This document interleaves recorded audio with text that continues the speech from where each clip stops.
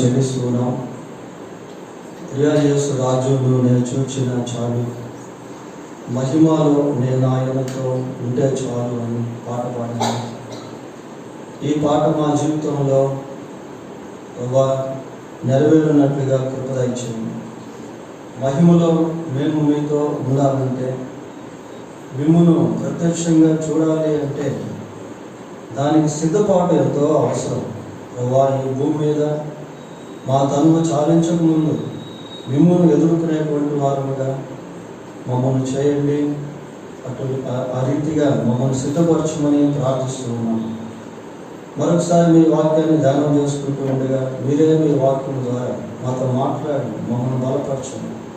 ఈ కోరిక మాకందరికీ దీవెనకరముగా చేయమని మా రక్షకుడైన యేసుక్రీస్తు పరిశుద్ధమైన నామములో ప్రార్థన చేస్తున్నాము తండ్రి. ఆమేన్.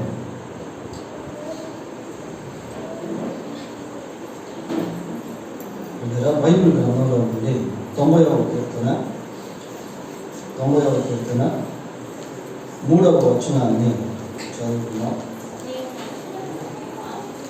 నీవు మనుషులను మంటికి మార్చుచున్నావు, నరులారా తిరిగి రండని నీవు సెలవిచ్చుచున్నావు. ఈ 90వ కీర్తన మోషే యొక్క ప్రార్థన. మోషే తన జీవితంలో దేవునితో చాలా సన్నిహిత సంబంధాన్ని కలిగి, ఒక స్నేహితుడు ఇంకొక స్నేహితునితో మాట్లాడేటువంటి రిలేషన్షిప్ కలిగి ఎన్నో విషయాలు మానవ జాతికి తెలియజేసింది. ఇక్కడ ఏమో చదువుకుంటున్నాము అంటే, నీవు మనుషులను మంటికి మార్చుచున్నావు. మనుషులను అంటే ఈ భూమి మీద ఉన్న సమస్త మానవ జాతి, ఈ లోకంలో ఉన్న మనుషులందరినీ కూడా ఒక్క దేవుడే సృష్టించాడు. బైబిల్లో మనం ఏమని చూస్తాము అంటే, యెహోవాయే దేవుడని తెలుసుకోండి, ఆయనే మనలను సృజించింది. ఫుట్ నోట్స్ ఏమంటుందంటే, మనకై మనము సృజించుకోలేదు. So God has created all human beings on this earth. యెషయా గ్రంథం 45వ అధ్యాయం 12వ వచనాన్ని చదువుకున్నాం. భూమిని కలుగజేసిన వాడును నేనే, దాని మీద ఉన్న నరులను నేనే సృజించుతున్నాను. చూడండి, దేవుడు మాట్లాడతాడు. God is speaking. I am the one who created all human beings on this earth. భూమి మీద ఉన్న నరులందరినీ కూడా నేనే కలుగు చేశాను, నేనే సృష్టించాను అని దేవుడు మాట్లాడతాడు. దేవుడు మాట్లాడుతున్నాడు, పిల్లరా నీవు మనుషులను మంటికి మార్చుచున్నావు. మానవుని దేవుడు సృష్టించేటువంటి సమయంలో ఏదో అనాలోచనగా మనిషి కలుగును గాక అని పలకలేదు. మనిషి కలుగును గాక అని పలకలేదు. బైబిల్లో మనం చూస్తాం, దేవుడు తన స్వరూపమందు నరుని, దేవుడైన యెహోవా నేల మట్టితో నరుని నిర్మించి వాని నాసికారంధ్రములో జీవవాయువును ఊదగా నరుడు జీవాత్మ. దేవుడైన యెహోవా నేల మట్టితో నరుని సృజించి, నేల మట్టితో దేవుడు మానవుని సృష్టించాడు. నీవు మనుషులను మంటికి మార్చుచున్నావు. మట్టి ద్వారా సృష్టింపబడినటువంటి మనుషులు తిరిగి మట్టిలోనే కలిసిపోతారు. అయితే దేవుడు మానవుని సృష్టించినటువంటి ఆ సమయంలో దేవుని యొక్క ఉద్దేశము చాలా వ్యత్యాసముగా ఉన్నది.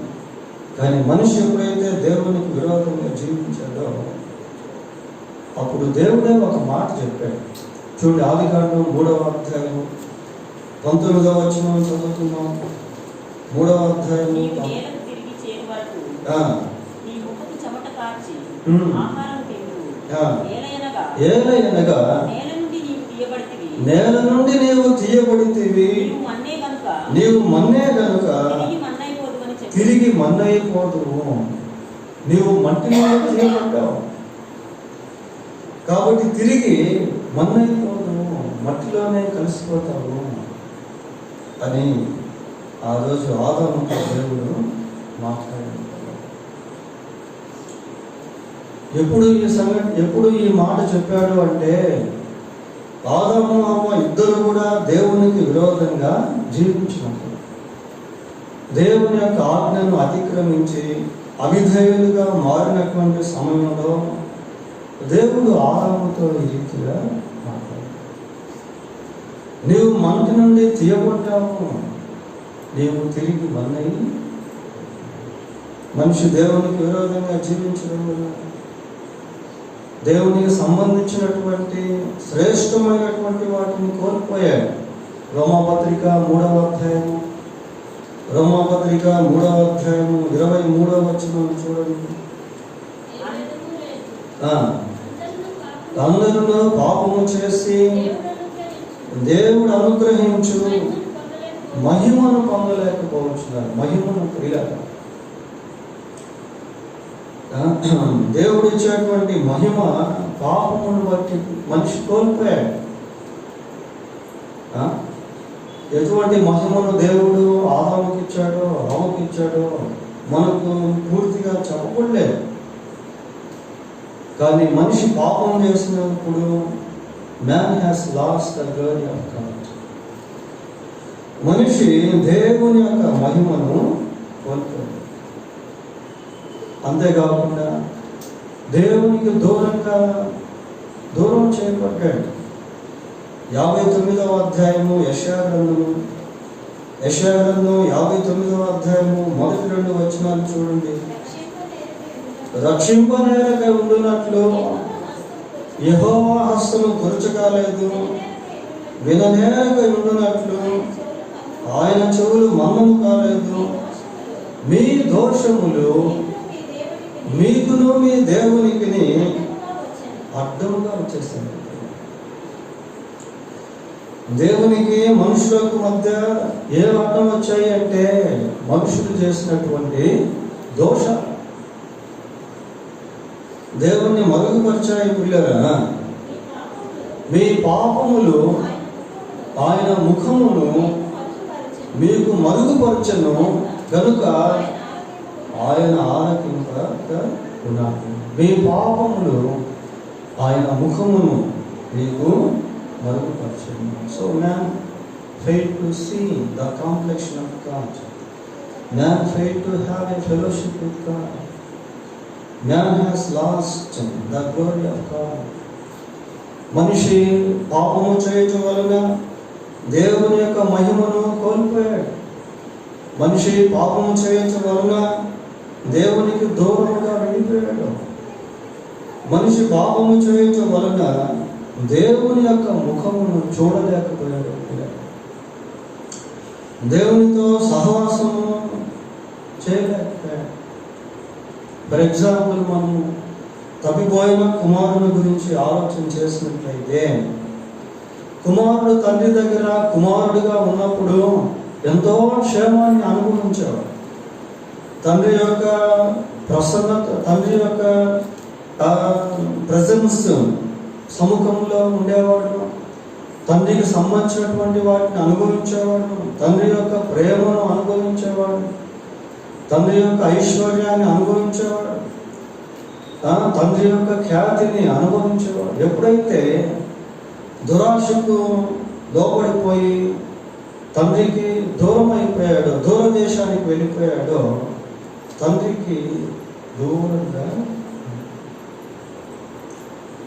ఆ తప్పిపోయినటువంటి కుమారుల్లో ఉన్నటువంటి దురాశ తండ్రికి సమీపంగా ఉంచలేకపోయింది. పిల్ల దురాశ గర్భం ధరించి పాపమును కనుక పాపము పరిపక్వమై మరణమును ప్రతివాడు తన స్వకీయమైన దురాశ చేత ఈడవబడి మొదలు కలుపబడిన వాడై శోధించబడి. కనుక మనిషి దేవునికి విరోధంగా జీవించటం వలన ఎన్నో విపత్తులు, ఎన్నో కష్టములు చోటు చేస్తున్నాయి. ఇప్పుడు ఆదికాండం 3వ అధ్యాయము 17వ వచనం చదువుకున్నాం. ఆదాముతో నీవు నీ భార్య మాట విని తినవద్దని నేను నీకు ఆజ్ఞాపించిన వృక్ష ఫలములు తింటివి గనుక నీ నిమిత్తము నేల శపింపబడి. మనం ఆదికాండం 1వ అధ్యాయం చదివినప్పుడు ఆరిన నేలకు ఆయన భూమి అని పేరు పెట్టాను. ఆ నేలలో నుండి మంచి వృక్ష ఫలాలను దేవుడు సృష్టించాడు. అయితే ఇప్పుడు నేల ఏమైపోయింది? శపించబడింది. Land was cursed because of sin. పాపమును బట్టి నేల శపించబడింది. ప్రయాసతోనే నీవు బ్రతుకు దినములన్నీ దాని పంట తిందువు, అది ముళ్ళ పొదలను గచ్చ పొదలను నీకు మొలపించును. చాలా చూడండి ప్రియులారా, ఎంతో ప్రయాస, ఎంతో కష్టము, ఎంతో శ్రమ మనిషి జీవితంలో చోటు చేస్తుంది. స్త్రీ కూడా ఆ పరిభాగంలో మనం చదివినట్లయితే ఆ వేదన హెచ్చించబడినట్టుగా మనం చూస్తాం. కాబట్టి మనిషి దేవునికి విరోధంగా జీవించడం వలన ఎన్నో కష్టాలు, శ్రమలు, బాధలు, వేదనలు, రోగాలు తెచ్చుకున్నాడు.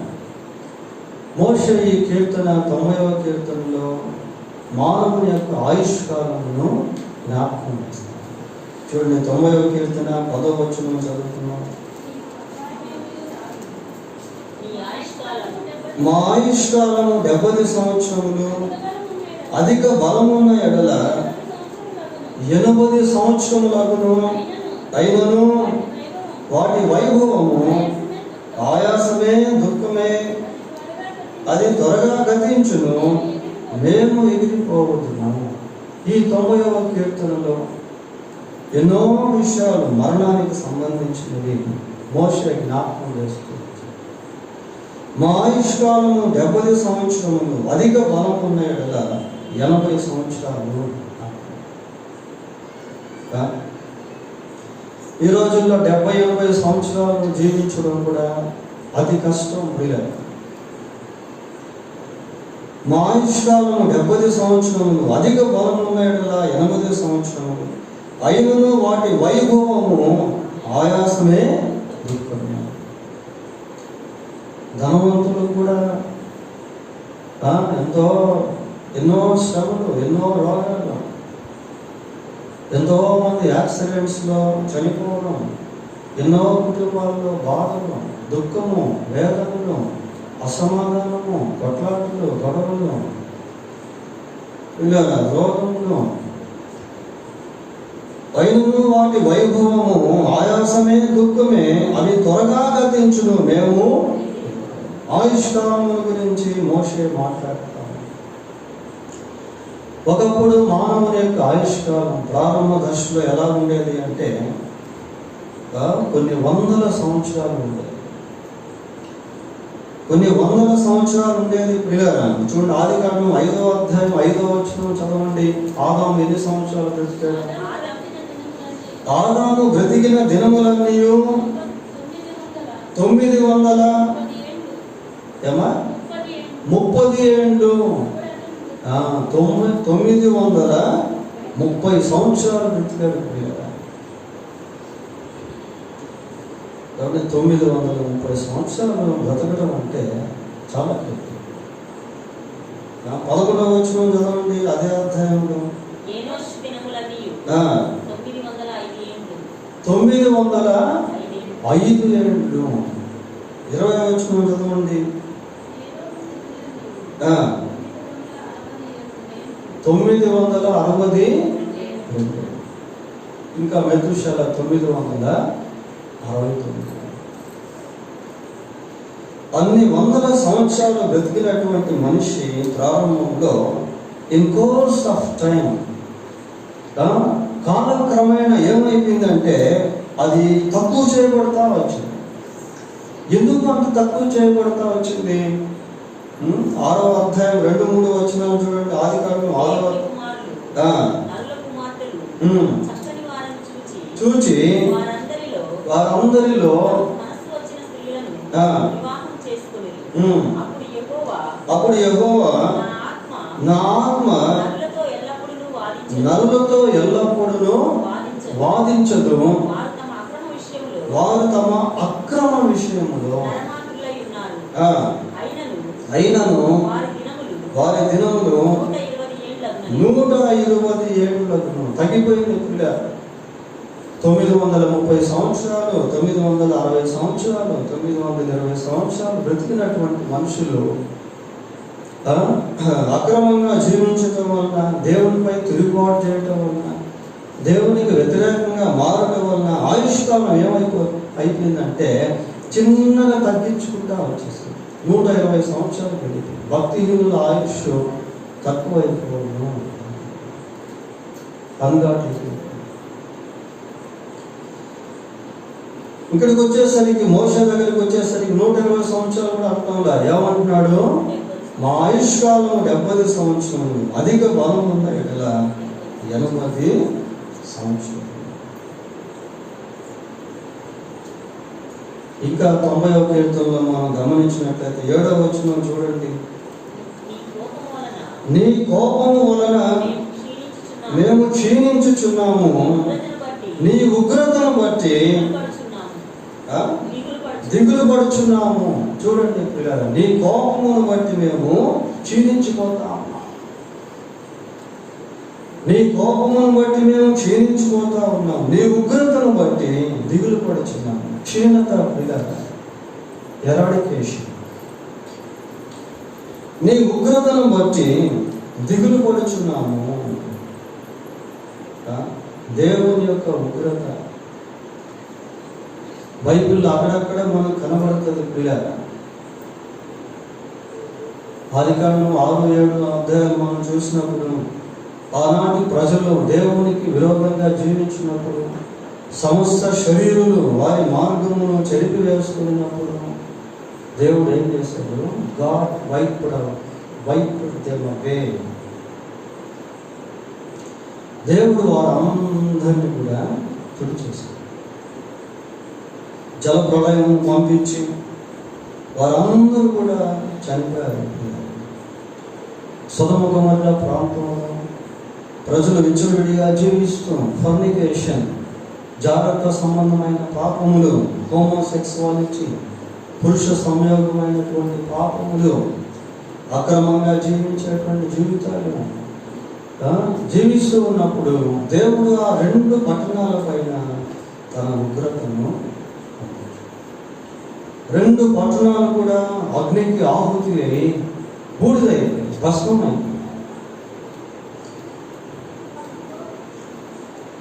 భస్మమైపోయినాయి. ఇప్పుడు ఏమని చెప్తున్నాడు? నీ కోపము వల్ల మేము క్షీణించుచున్నాము, నీ ఉగ్రతను బట్టి దిగులు పడుచున్నాము.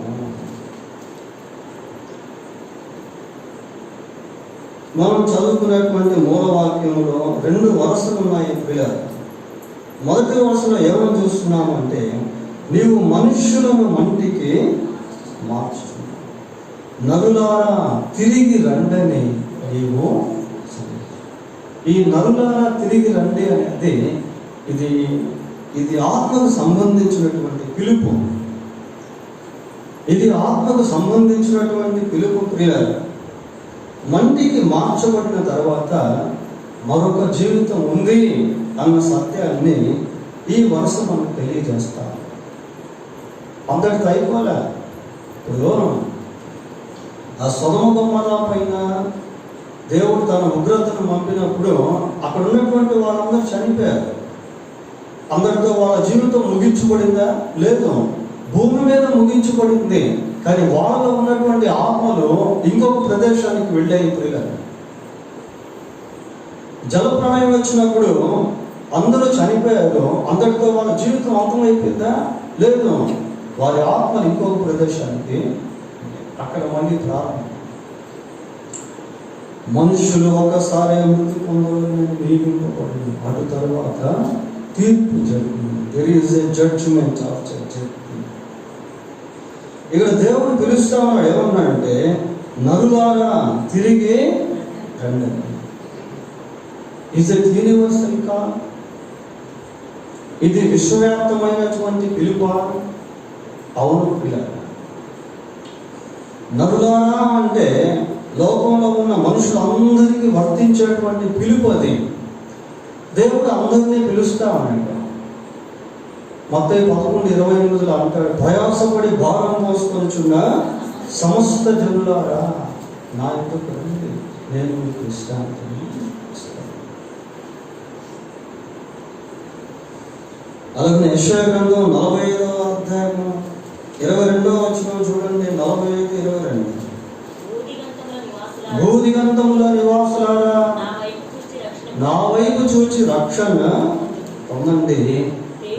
దేవుడను నేనే, మరి ఏ దేవుడుగా? భూదిగంత నివాసులారా, యూనివర్సల్ కాదు. ప్రపంచంలో ఉన్న మనుషులందరినీ కూడా దేవుడు పిలుస్తా ఉన్నాడు. నరులారా తిరిగి రండి అంటే ఇది అందరికీ వర్తించేటువంటి పిలుపు. కానీ అందరూ వెళ్ళలేరు. అందరూ కూడా తిరిగి దేవుని దగ్గరికి వెళ్ళలేరు. ప్రసంగి గ్రంథం 12వ అధ్యాయము 7వ వచనం ఒకసారి చూడండి. మన్నైనది మునుపటి వలనే మరలా భూమికి చేరును. మన్నైనది అంటే శరీరము. నీవు మనుషులను మంటికి మార్చుచున్నావు. ఆత్మ దాన్ని దయచేసిన దేవుని యొద్దకు మరలా వెళ్ళాలి. మరలా వెళ్ళాలి. It should go according to God. మళ్ళీ దేవుని దగ్గరికి ఆత్మ వెళ్ళిపోవాలి. కానీ అన్ని ఆత్మలు వెళ్తాయా? అన్ని ఆత్మలు వెళ్ళము. ధనవంతుడు చనిపోయాడు, అతని ఆత్మ దేవుని దగ్గరికి వెళ్ళలేదు. ఎక్కడికి వెళ్ళింది? పాతాళానికి. అందరూ దేవుని దగ్గరికి వెళ్ళలేము. పిల్లగా నరులారా తిరిగి రండి, నీవు సెలవిచ్చుచున్నావు. నీవు మనుషులను మంటికి మార్చుచున్నావు. నరులారా తిరిగి రండి, నీవు సెలవిచ్చుచున్నావు. దీన్ని ఏమంటే స్పిరిట్ కాల్, ఆత్మ పిలుపు. ఆత్మ పిలుపు పిల్లల, గాడ్స్ ఇన్విటేషన్, దేవుని యొక్క ఆహ్వానం. దేవునికి సంబంధించినటువంటి వారు చనిపోతే ఆ మరణాన్ని దేవుడు ఏం చేస్తాడంటే చాలా విలువగా ఎంచుకుంటాడు. చూడండి ఒకసారి 116వ కీర్తన 15వ వచనం చదువుకుందాం. 116వ కీర్తన 15వ వచనం. యెహోవా భక్తుల మరణము ఆయన దృష్టికి విలువ కలదు. మరణాన్ని దేవుడు విలువగా ఎంచుకుంటా ఉన్నాడు. ఎవరి మరణం అంటే ఆయన భక్తుల మరణం. అందరి మరణం కాదు, అందరి మరణం కాదు ప్రియులారా.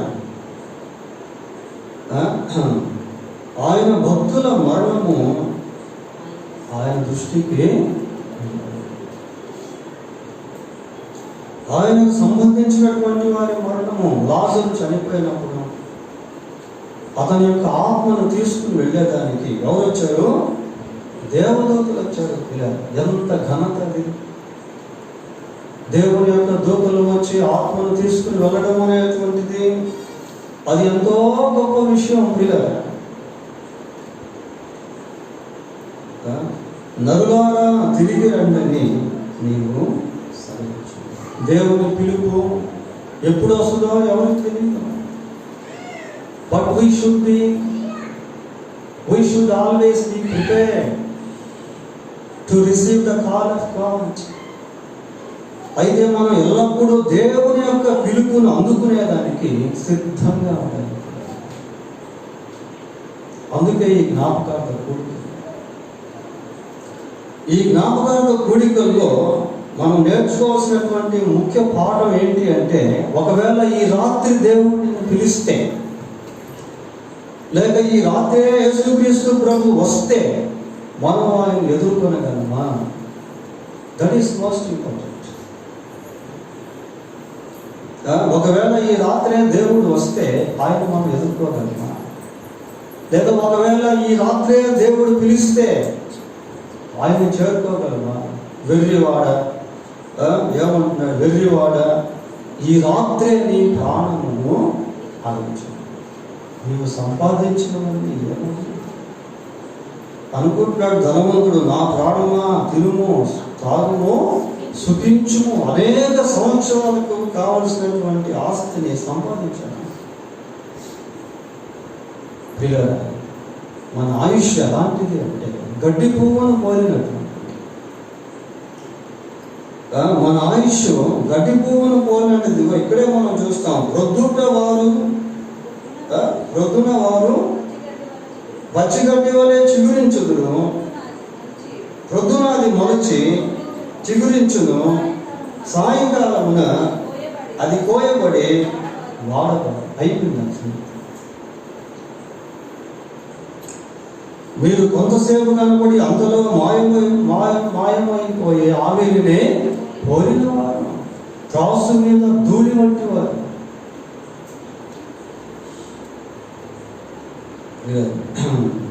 నరులారా తిరిగి రండని పిలిచినప్పుడు ఎవరిని పిలిస్తే వాళ్ళే వెళ్ళిపోవాలి.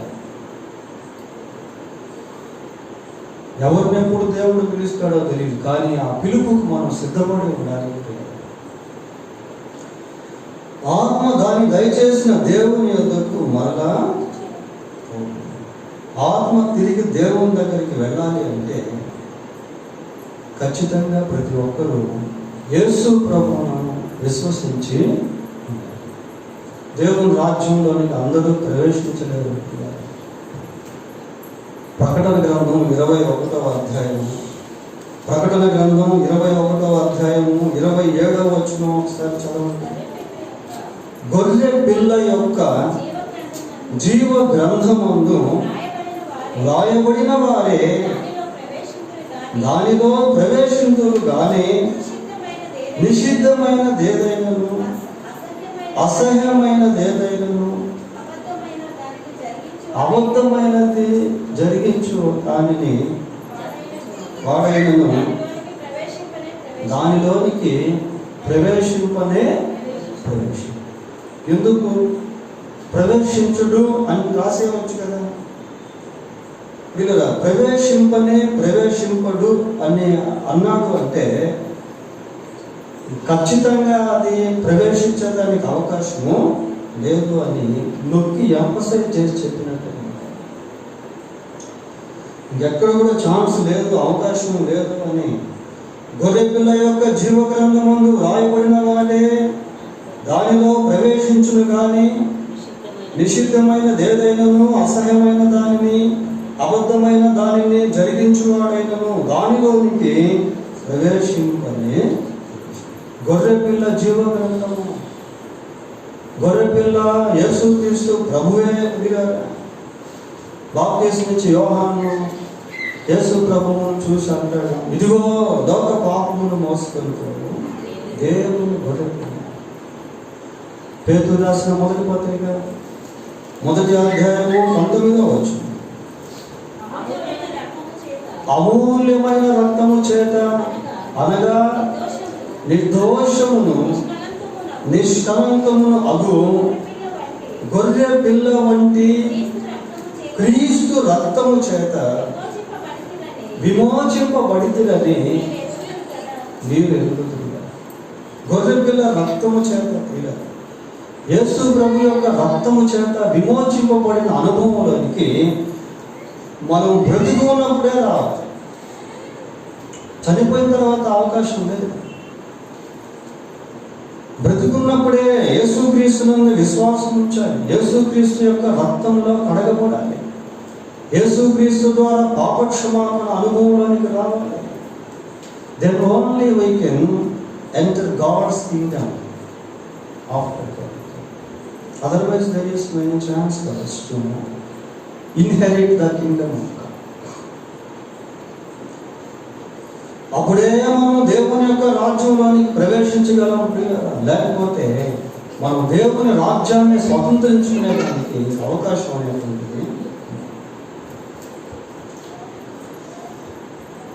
నరులారా తిరిగి రండని నీవు సెలవిచ్చినావు.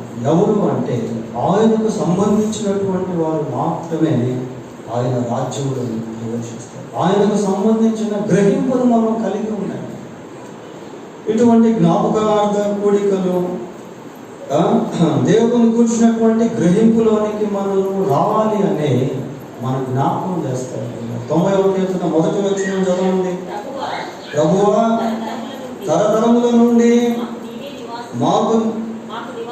మాకు నివాస స్థలము నీవే, పర్వతములు పుట్టక మునుపు భూమిని లోకమును నీవు పుట్టింపక మునుపు యుగ యుగములు నీవే దేవుడు. ఆ గ్రహింపులోకి రావాలి.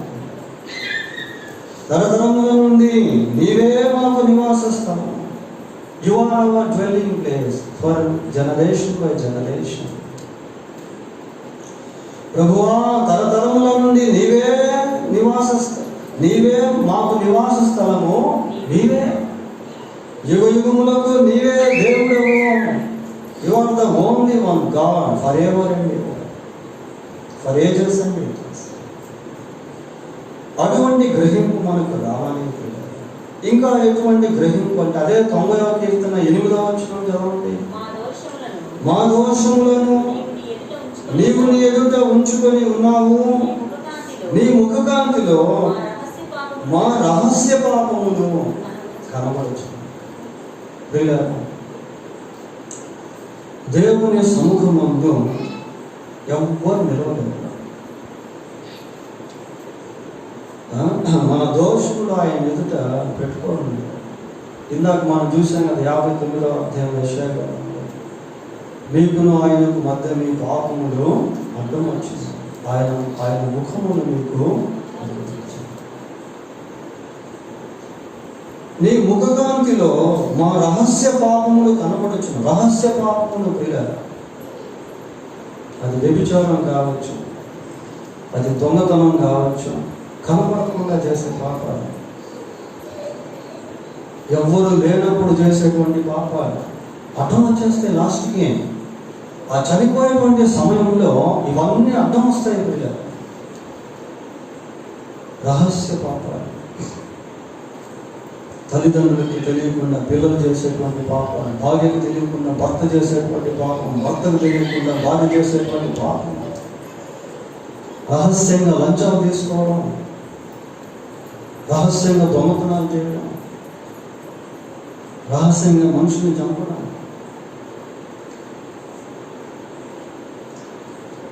నీ ముఖకాంతిలో మా రహస్య పాపములు కనబడుచుంది. ముఖకాంతిలో రహస్య పాపం.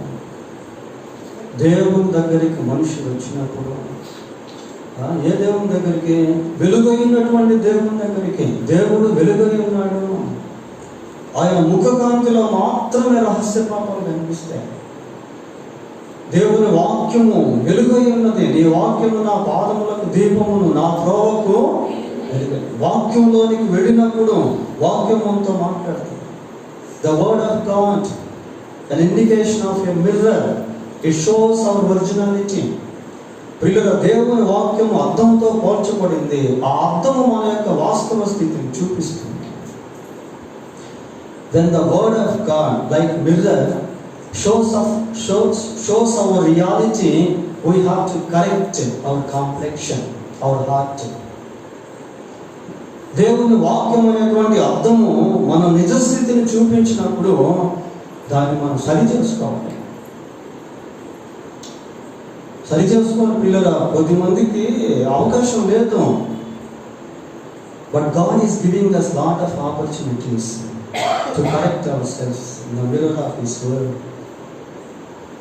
అయితే దేవుడు తన వాక్యం అనేటువంటి అర్థము ద్వారా మనం సరి చేసుకునే దానికి ఎన్నో అవకాశాలు ఇస్తా ఉన్నాడు పిల్లలు. 19వ కీర్తన 12వ వచనం చదవండి. 19వ కీర్తన 12వ వచనం.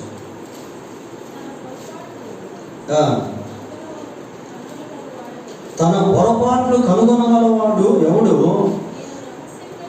నేను రహస్యముగా చేసిన తప్పులను క్షమించి నన్ను నిర్దోషిగా స్థించు.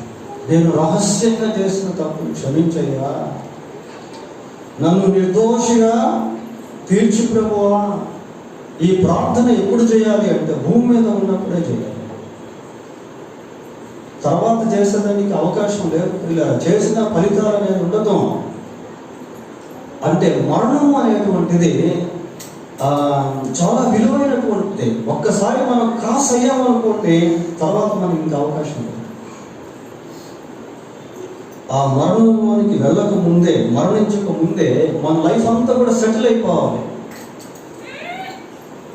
మనం మరణించక ముందే మన లైఫ్ అంతా కూడా క్లియర్ అయిపోవాలి. మనం మరణించక ముందే దేవుని చేత నిర్దోషత్వంలోనికి మనం వచ్చేయాలి. ఇక్కడ ప్రైవేట్ సిన్స్ మనం చూసిన రహస్య పాపములు, రహస్య పాపములే కాదు, బహిరంగ పాపములు కూడా ఉంటాయి. బహిరంగ పాపములు కూడా ఉంటాయి పిల్లలు. ఫర్ ఎగ్జాంపుల్ జక్కయ్య గురించి మనం ఆలోచన చేస్తే, జక్కయ్య ఇంటికి యేసు ప్రభు వచ్చినప్పుడు జక్కయ్య అంటాడు, నేను ఎవరెవరి దగ్గర అయితే అన్యాయంగా తీసుకున్నానో వారికి తిరిగి 400 ఇస్తాను. అందరూ చూస్తున్నారు పిల్లలు. జక్కయ్య ఇంట్లో ఎంతో మంది ఉన్నారు. జక్కయ్య జీవితం ఏంటో సమాజానికి తెలుసు. బహిరంగంగా చేసినటువంటి పాపములు, అన్యాయంగా జీవించి చేసినటువంటి పాపములు బైబిల్లో ఒక మాట ఉంది. కొరింథీయులకు రాసిన 1వ పత్రిక 6వ అధ్యాయం 9వ వచనంలో ఏమన్నా ఒకసారి చదవండి. 6:9. అన్యాయస్తులు దేవుని రాజ్యమునకు వారసులు కానేరని నీకు తెలియదా? అన్యాయస్తులు దేవుని రాజ్యానికి వారసులు కానేరని. మోసపోకుడి, జారులైనను, విగ్రహారాధకులైనను, వ్యభిచారులైనను, ఆడంగితనం గలవారైనను, పురుష సంయోగులైనను, దొంగలైనను, లోగులైనను, త్రాగుబోతులైనను, దూషకులైనను, దోచుకుని వారైనను దేవుని రాజ్యమునకు వారసులు. దేవుని వాక్యం ఎంతో స్పష్టంగా ఎవరెవరు దేవుని రాజ్యంలోనికి వెళ్ళలేరో అన్నటువంటి పట్టికలు అక్కడక్కడ మనకు కనిపిస్తాయి.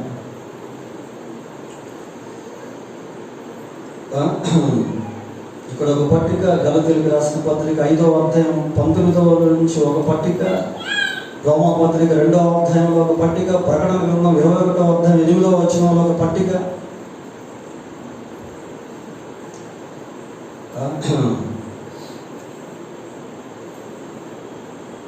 కాబట్టి నరులారా తిరిగి రండిని దేవుడు పిలవక ముందే మనం సిద్ధపడి ఉండాలి. సరే, ప్రస్తుతం మనం ఈ భూమి మీద సజీవంగా ఉన్నాం. మన ప్రార్థన, మన వైఖరి ఎలా ఉండాలి అనేది ఈ 90వ కీర్తనలో ఇంకా కొన్ని విషయాలు మనకు కనబడతాయి. 12వ వచనం చదవండి ఒకసారి. ఆ విధంగా ప్రార్థన చేసుకోవాలి. ప్రభువా, మాకు జ్ఞాన హృదయం కలుగునట్లుగా చేయము, మా దినములు లెక్కించుటకు మాకు నేర్పుము. మా దినములు లెక్కించుకుంటకు. ప్రియారా, మనం ఎంతకాలం ఈ లోకంలో జీవిస్తామో మనకు తెలియదు. మన దినాలను మనం లెక్కించుకుంటూ ఉంటాం బర్త్డేస్ వచ్చినప్పుడు, కానీ ఆ తర్వాత ఎన్ని దినాలో మనకు తెలియదు ప్రియ. But the account of our days, అయితే మన దినముల యొక్క లెక్క దేవుని దగ్గర. నరుల ఆయుష్కాలం పరిమితి కొలది, వారి నెలల సంఖ్య నీకు తెలిసే. మరి ఎంతకాలం జీవిస్తారో మీకు తెలియను. యోగు 14:4-5 ఆ మాటను చూస్తాము. సరే, ఇంకా ఇక్కడ 13వ వచనం చదవండి. యెహోవా తిరుగుము, ఎంతవరకు తిరగకపోయిందువు, నీ సేవకులను చూచి సంతాపపడు. నీ సేవకులను చూచి. ప్రియులారా, ఇశ్రాయేలు ప్రజలు దేవునికి విరోధంగా జీవించినప్పుడు మోషే వారి నిమిత్తం దేవుని సన్నిధిలో ఎంతో ప్రార్థన చేస్తారు. నీ కొరకు ఎంతో మంది సేవకులు ప్రార్థన చేస్తారు. స్థానిక సంఘస్థుల కొరకు దేవుడు ఏర్పాటు చేసిన సేవకులు. కానీ సేవకుల యొక్క ప్రార్థన సంఘానికి చాలా అవసరం లేదు. ఇంకా ఇక్కడ మనం చూసినప్పుడు 14వ వచనం కూడా చదవండి.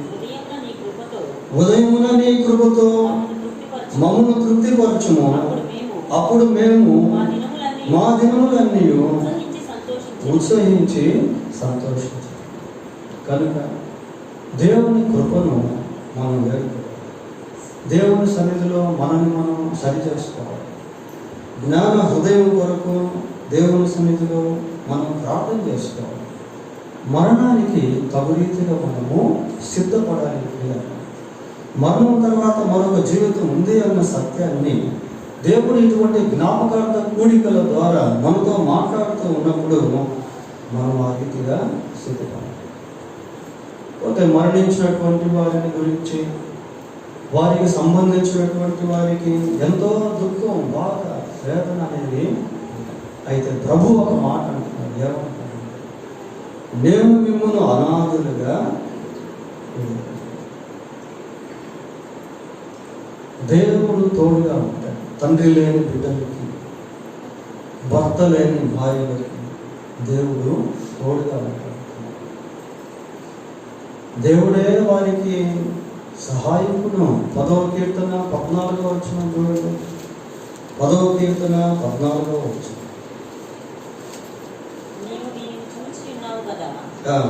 వారికి ప్రతికారం చేయుటకై నీవు చేటును పగను కనిపెట్టి చూచుచున్నావు. నిరాధారులు తమ్మును నీకు అప్పగించుకొందురు. తండ్రి లేని వారికి నీవే సహాయుడవై ఉన్నావు. నీవే సహాయుడవై. ప్రియులారా, తండ్రి లేని వారికి దేవుడే సహాయకరంగా. ఇంకొక వచనం మనం చూసుకుంటున్నాం.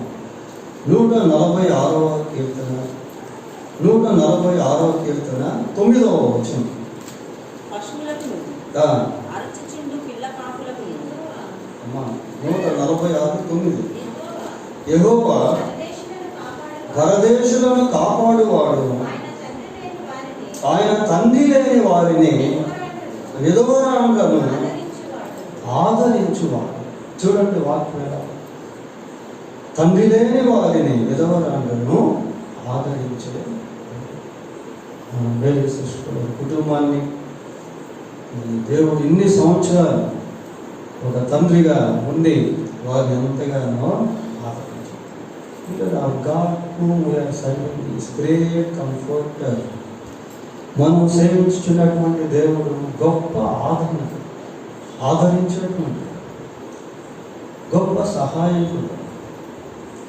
ఆయన ఎప్పుడు తోడుగా ఉండేటువంటి, ప్రత్యేకంగా తండ్రి లేని వారి విషయంలో, భర్త లేనటువంటి వారి విషయంలో, భార్య లేనటువంటి వారి విషయంలో, అనాథలుగా ఉన్నటువంటి వారి విషయంలో దేవుడు ఎంతో జాలి కలిగినటువంటి వాడుగా ఉన్నాడు. కనుక భౌతిక జీవితంలో దేవుడు మనకు తోడుగా ఉండేవాడు. మనల్ని అనాథలుగా విడువనటువంటి వాడు, ఆదరించేటువంటి వాడు, ధైర్యపరిచేటువంటి వాడు. అలాగనే మనం కూడా ఒకరోజు ఈ లోకాన్ని విడుస్తాము. కనుక విడువక ముందే తగిన సిద్ధపాటు మనకు కావాలి అన్న విషయాన్ని ఈ సందేశంలో మనం దేవుడు తన వాక్యాన్ని దీవించుకుంటాం. ప్రార్థన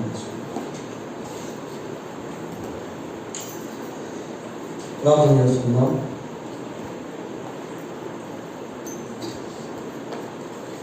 కనికరము కలిగిన మా తండ్రి, పరిశుద్ధులైన మా దేవా, మీకు వందనాలు, స్తోత్రాలు. మన ఆయుష్కాలము 70 సంవత్సరములు, అధిక బలమున్న ఎడల 80 సంవత్సరములు అని, అయినను వాటి వైభవము ఆయాసమే దుఃఖమే అని మీ వాక్యంలో చూస్తాము. అవును మా ప్రభువా, ఈ లోకంలో మేము జీవించే జీవితంలో ఎంతో ఇది ప్రయాసతో కూడినటువంటిది, భారముతో కూడినటువంటిది, దుఃఖంతో కూడినటువంటిది.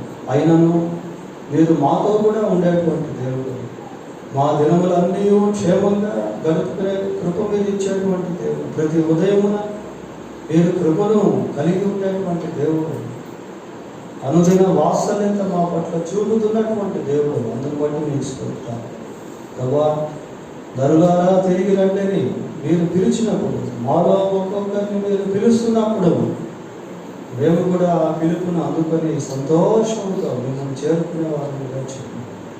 ఆ రీతిగా ఈ సందేశం విన్న ప్రతి ఒక్కరిని సిద్ధపరచండి.